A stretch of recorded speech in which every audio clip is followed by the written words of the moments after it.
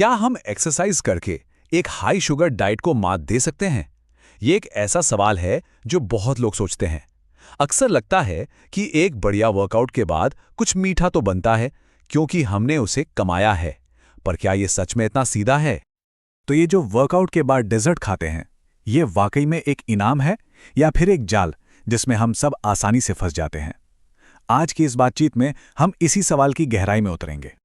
तो चलो इसके पीछे की साइंस में थोड़ा गोता लगाते हैं। हम सब ने ये किया है ना? एक जोरदार वर्कआउट और उसके बाद एक वेल डिजर्व्ड मीठा इनाम। ये फीलिंग तो हम सबको पता है। जिम में पसीना बहाने के बाद लगता है कि अब तो कुछ भी मीठा खा सकते हैं। लेकिन सवाल यह है कि क्या हमारा शरीर भी ऐसा ही सोचता है? चलिए देखते हैं कि एक्सरसाइज और शुगर का असली रिश्ता है कैसा। इस पूरी प्रक्रिया को समझने के लिए ना एक बहुत ही सिंपल लेकिन पावरफुल एनालॉजी का इस्तेमाल करते हैं। अपनी मसल्स को एक स्पंज की तरह सोचिए। ये पहला और सबसे जरूरी कॉन्सेप्ट है। वर्कआउट के बाद हमारी मसल्स ग्लूकोज के लिए एकदम तरस जाती हैं, बिल्कुल एक स्पंज की तरह जो खून में मौजूद सारी शुगर को सोख लेती हैं। और मजे की बात क्या है, इस काम के लिए उन्हें इंसुलिन की जरूरत भी नहीं पड़ती। और ये ग्लूकोज जाता कहाँ है? मसल्स इसे ग्लाइकोजन के रूप में स्टोर कर लेती हैं। ग्लाइकोजन समझ लीजिए मसल्स का एनर्जी टैंक है जो वर्कआउट में खाली हो जाता है और बाद में फिर से भरता है। तो असल में ये स्पंज ग्लाइकोजन को ही सोख रहा है। पर यहां एक कैच है। मसल्स का ये जो पावरफुल स्पंज वाला इफेक्ट है ना, ये हमेशा नहीं रहता। ये सिर्फ 24 से 48 घंटे तक ही एक्टिव रहता है। मतलब ये कोई परमानेंट सुपर पावर नहीं है। और सुनो, ये असर सिर्फ उन्हीं मसल्स पर होता है जिनकी कसरत हुई है। मतलब अगर लेग डे था तो सिर्फ पैरों की मसल्स ग्लूकोज वैक्यूम बनेंगी। हाथ की मसल्स वो तो उस समय कुछ नहीं कर रही हैं। तो इसका मतलब ये बिल्कुल नहीं कि एक दिन की मेहनत के बाद 3 दिन तक डोनट्स खाने का फ्री पास मिल गया। ऐसा नहीं चलता। अच्छा, अब दूसरे कॉन्सेप्ट पर आते हैं जो मेटाबॉलिज्म की बड़ी पिक्चर दिखाता है।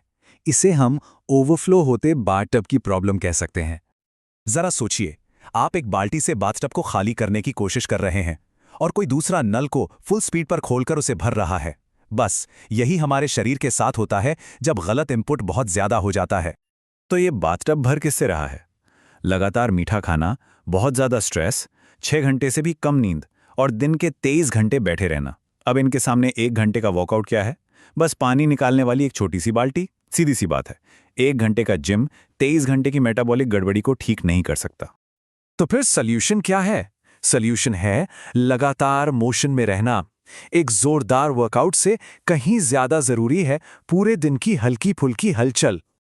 साइंस की भाषा में इसे कहते हैं नीट, यानी non exercise activity thermogenesis. Simple शब्दों में कहें तो ये वो सारी मूवमेंट है जो जिम के बाहर होती है, जैसे चलना, खड़े रहना, सीढ़ियां चढ़ना या फिर फोन पर बात करते हुए टहलना। अब ये चार्ट देखिए, ये साफ साफ दिखाता है कि ब्लड शुगर कंट्रोल पर किसका कितना असर है।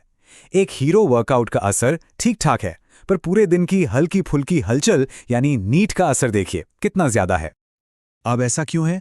क्योंकि जब हम दिन भर थोड़ा थोड़ा हिलते डुलते रहते हैं तो हमारी मसल्स लगातार खून से ग्लूकोज को सिप करती रहती हैं, घोट घोट कर पीती रहती हैं। इससे ब्लड शुगर एकदम से नहीं बढ़ता।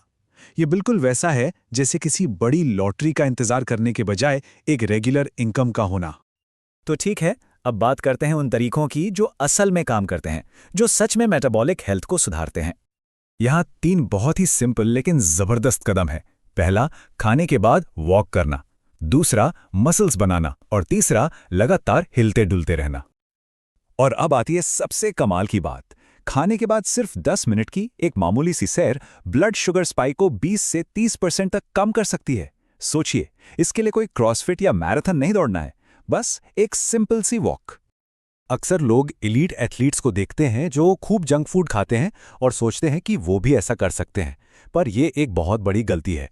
एथलीट की दुनिया ही अलग है।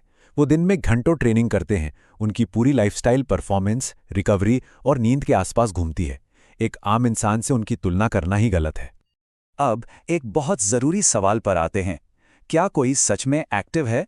जरा सोचते हैं कि एक्टिव होने का असली मतलब क्या है। इसको ऐसे समझते हैं, एक हफ्ते में होते हैं 168 घंटे। मान लीजिए कोई हफ्ते में 4 घंटे जिम जाता है, ठीक है? तो बचे कितने? 164 घंटे। अगर वो बाकी के 164 घंटे सिर्फ बैठे-बैठे निकल रहे हैं, तो क्या उस इंसान को वाकई एक्टिव कहा जाना चाहिए? सच में एक्टिव वो लोग होते हैं जो पूरे दिन लगातार मूव करते हैं। उनका लाइफस्टाइल ऐसा नहीं होता कि बस एक सेडेंटरी लाइफ है और जिम जाना एक हॉबी है। नहीं, एक्टिविटी उनकी रोज की जिंदगी का हिस्सा होती है, जिम का एक सेशन नहीं। तो आखिर में सवाल बस इतना सा है, क्या हम अपनी हेल्थ को वाकई मैनेज कर रहे हैं या बस गोल गोल घूम रहे हैं?